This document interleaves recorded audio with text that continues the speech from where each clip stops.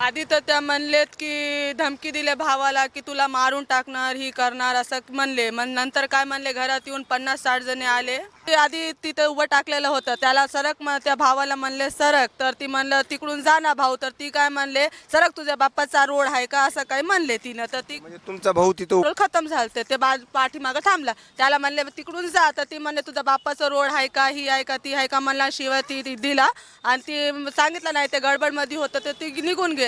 तर नंतर त्याला बघायला गेलं तर ती नाही दिसला. तर काय केले त्या 50-60 जणे मोची गल्लीमध्ये येऊन त्या लय शिव घाण घाण म्हणतो असं म्हणत मग गाली शिव दिले आणि मोचळले हाय ही हाय ती हाय म्हणले. नंतर इकडे आम्ही तक्रार द्यायला इथं आले कंप्लेंट द्यायला, तर इकडे काय केले हे गल्लीमध्ये पोलीस स्टेशनच्या समोर 50-60 जणांनी भावाला लई हाणलेत. एक भाऊला लई जखमी केले आणि दुसऱ्या भावाला इतकं मारले नुसतं मुक्का मारलेला आहे. हो काही एक भाऊ इकडे थांबलेला आहे आणि एक भाऊ मध्ये आहे. तर या ठिकाणी मी दाखवतो त्याला, हे पूर्ण त्याला काळं निळचं जे शरीर जे आहे ते झालेलं आहे. अशा पद्धतीची त्याला मारहाण जे आहे ते त्याच्या शरीरावरती पाहायला मिळते.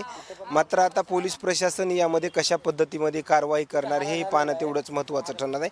हा मोची गल्लीचा परिसर जर पाहिला गेला तर पोलीस प्रशासनाच्या पोलीस स्टेशनच्या काही हाकेच्या अंतरावर जो आहे तो हा परिसर आहे आणि एवढ्या जवळच्या नजीकच्या परिसरामध्ये हा सगळं घटनाक्रम जो आहे तो घडला आहे.